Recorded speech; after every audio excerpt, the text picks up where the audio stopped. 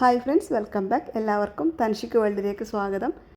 ഇന്ന് വന്നിരിക്കുന്നത് പുട്ടുപൊടി കൊണ്ട് തയ്യാറാക്കാൻ പറ്റിയ നല്ലൊരു പലഹാരത്തിൻ്റെ റെസിപ്പി ആയിട്ടാണ്. ഞാനിപ്പോൾ ഇവിടെ നല്ല സ്പൈസി ആയിട്ടാണ് ഇത് തയ്യാറാക്കിയിരിക്കുന്നത്. ഇത് നമുക്ക് ബ്രേക്ക്ഫാസ്റ്റായിട്ടോ ഈവനിങ് സ്നാക്കായിട്ടോ ഡിന്നറായിട്ടോ എങ്ങനെ വേണമെങ്കിലും കഴിക്കാവുന്നതാണ്. ഈ ഒരു വീഡിയോ കണ്ട് നിങ്ങൾക്ക് ഇഷ്ടപ്പെടുകയാണെങ്കിൽ വീഡിയോ ലൈക്ക് ചെയ്യാനും ഷെയർ ചെയ്യാനും ചാനൽ സബ്സ്ക്രൈബ് ചെയ്ത് സപ്പോർട്ട് ചെയ്യാനും ആരും മറക്കരുത്. നമുക്ക് വീഡിയോയിലോട്ട് പോകാം. ആദ്യം തന്നെ ഇതിലേക്ക് ആവശ്യമായിട്ടുള്ള ഫില്ലിങ് തയ്യാറാക്കിയെടുക്കാം. അതിനായിട്ടൊരു പാനിലോട്ട് 1 ടേബിൾ സ്പൂൺ വെളിച്ചെണ്ണ ഒഴിച്ചു കൊടുത്തിട്ടുണ്ട്.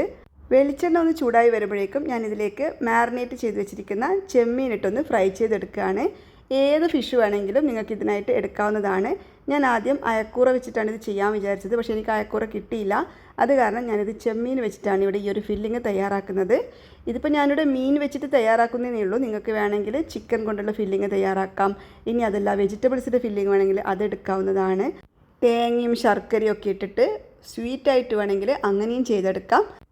സ്വീറ്റ് വെച്ചിട്ട് തയ്യാറാക്കാനുള്ള ഒരു മൂഡുണ്ടായില്ല, അതുകൊണ്ടാണ് ഞാനിവിടെ ഈ സ്പൈസി ആയിട്ടുള്ള ഫില്ലിങ് വെച്ചിട്ട് ഈ ഒരു റെസിപ്പി തയ്യാറാക്കുന്നത്.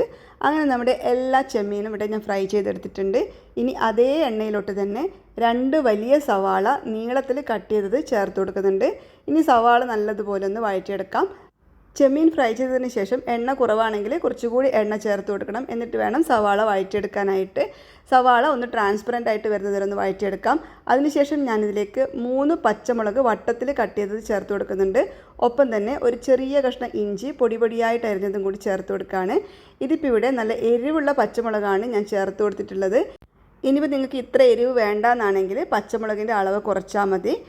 ഇനി ഇതിലേക്ക് 1 ടീസ്പൂൺ കശ്മീരി ചില്ലി പൗഡറും 1/4 ടീസ്പൂൺ മഞ്ഞൾപ്പൊടിയും 1/4 ടീസ്പൂൺ ഗരം മസാല പൗഡറും കൂടി ചേർത്ത് കൊടുക്കുന്നുണ്ട്. എന്നിട്ട് നല്ലതുപോലെ ഒന്ന് വഴറ്റിയെടുക്കാം.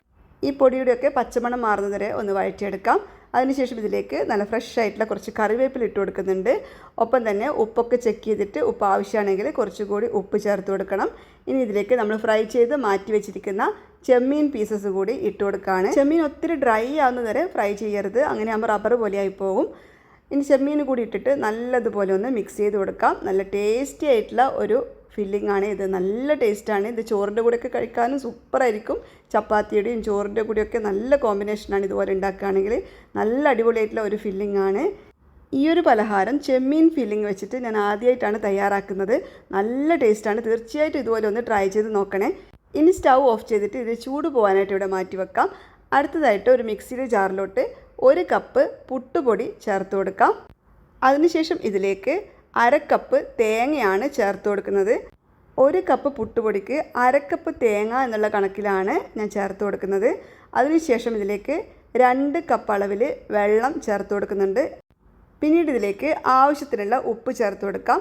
ഒപ്പം തന്നെ ഇതിലേക്ക് 2 ഏലക്കായും 1/2 ടീസ്പൂൺ പെരിഞ്ജീരകവും കൂടി ചേർത്ത് കൊടുക്കുന്നുണ്ട്. അതിനുശേഷം ഇതെല്ലാം കൂടി നല്ലതുപോലെ ഒന്ന് അരച്ചെടുക്കണം. അങ്ങനെ ഇതാ ഞാനിപ്പോൾ ഇതിവിടെ അരച്ചെടുത്തിട്ടുണ്ട്. ഈ ഒരു കൺസിസ്റ്റൻസിയിലാണ് നമുക്ക് ബാറ്റർ വേണ്ടത്. ഒട്ടും ലൂസായി പോകരുത്, അതുപോലെ ഒട്ടും തിക്കായി പോകാനും പാടില്ല. ഇനി ഇതൊന്ന് സ്റ്റീം ചെയ്തെടുക്കാനുള്ളതാണ്. അതിനായിട്ട് ഞാനൊരു സ്റ്റീൽ പ്ലേറ്റിൽ വാഴയില കട്ട് ചെയ്ത് വെച്ച് കൊടുത്തിട്ടുണ്ട്. അതിലേക്ക് കുറച്ച് ഓയിൽ നല്ലതുപോലെ ഒന്ന് തേച്ച് കൊടുക്കാം. വശങ്ങളിലൊക്കെ നല്ലതുപോലെ തന്നെ ഓയിലൊന്ന് തേച്ച് കൊടുക്കണം. അതിനുശേഷം നമുക്കിതൊരു സ്റ്റീമറിലോട്ട് വെച്ച് കൊടുക്കാം. സ്റ്റീമറിലോ ഇഡ്ഡലി തട്ടിലോ വെച്ചിട്ട് നമുക്കിത് തയ്യാറാക്കി എടുക്കാവുന്നതാണ്. ഞാനൊരു സ്റ്റീമറിലാണ് വെച്ച് കൊടുത്തിട്ടുള്ളത്. അതിലേക്ക് നമുക്ക് ആദ്യം കുറച്ച് ബാറ്റർ ഒഴിച്ചു കൊടുക്കാം. 2 തവി ബാറ്റർ ഞാൻ ഒഴിച്ചു കൊടുത്തിട്ടുണ്ട്. അതിനുശേഷം ഇതിൻ്റെ മുകളിലായിട്ട് നമ്മുടെ ഫില്ലിങ് ഇട്ട് കൊടുക്കാം. നന്നായിട്ട് തന്നെ ഫില്ലിങ് ഇട്ട് കൊടുത്തോളൂ. എത്രത്തോളം ഫില്ലിങ് ഇട്ട് കൊടുക്കാൻ പറ്റുമോ അത്രത്തോളം ഫില്ലിങ് നമുക്ക് ഇട്ട് കൊടുക്കാവുന്നതാണ്. അതിനുശേഷം വീണ്ടും ഇതിൻ്റെ മുകളിലായിട്ട് ബാറ്റർ ഒഴിച്ചു കൊടുക്കണം. ഈ ഫില്ലിംഗ് ഒന്ന് കവറാവുന്ന വിധത്തിൽ നല്ലതുപോലെ ഒന്ന് ഒഴിച്ചു കൊടുക്കാം. നല്ലതുപോലെ ഇങ്ങനെ സ്പ്രെഡ് ചെയ്ത് കൊടുക്കാം. അതിനുശേഷം ഇനി ഇത് ഒരു വാഴയില വെച്ചിട്ട് കവർ ചെയ്തിട്ടാണ് നമ്മൾ സ്റ്റീം ചെയ്തെടുക്കാൻ പോകുന്നത്. അങ്ങനെയാകുമ്പം നല്ല ടേസ്റ്റ് ഉണ്ടാവും. ഈ ഒരു വാഴയിലയുടെ ടേസ്റ്റൊക്കെ നമ്മൾ പലഹാരത്തിന് കിട്ടിക്കോളും. അങ്ങനെ ഇതാ കവർ ചെയ്തിട്ട് മീഡിയം ഫ്ലെയിമിലിട്ടിട്ട് 15 മിനിറ്റ് വരെയാണ് ഞാനിത് കുക്ക് ചെയ്തെടുത്തിട്ടുള്ളത്.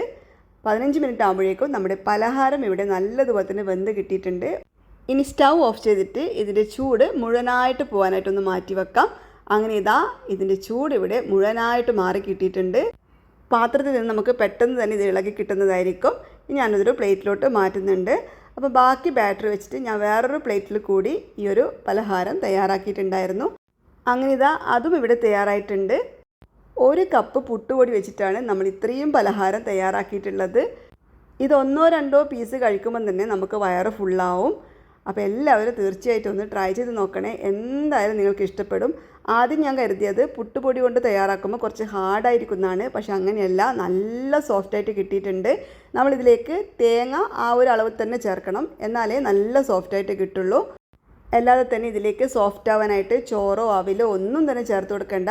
പുട്ടുപൊടിയാണെങ്കിൽ കൂടി നല്ല സോഫ്റ്റായിട്ട് നമുക്ക് കിട്ടുന്നതായിരിക്കും. അപ്പോൾ ഈ ഒരു വീഡിയോ നിങ്ങൾക്ക് യൂസ്ഫുള്ളായിട്ട് തോന്നുവാണെങ്കിൽ ഫ്രണ്ട്സിനും ഫാമിലിക്കൊക്കെ ഒന്ന് ഷെയർ ചെയ്ത് കൊടുക്കണേ. അതുപോലെ വീഡിയോ ലൈക്ക് ചെയ്യാനും റെസിപ്പി ട്രൈ ചെയ്ത് നോക്കിയിട്ട് നിങ്ങളുടെ ഫീഡ്ബാക്ക് കമൻസായിട്ട് അറിയിക്കാനും മറക്കരുത്. ചാനൽ സബ്സ്ക്രൈബ് ചെയ്യാതെയാണ് വാച്ച് ചെയ്യുന്നതെങ്കിൽ ചാനൽ സബ്സ്ക്രൈബ് ചെയ്ത് സപ്പോർട്ട് ചെയ്യാനും ആരും മറക്കരുത്. നമുക്ക് വീണ്ടും പുതിയൊരു വീഡിയോ ആയിട്ട് കാണാം.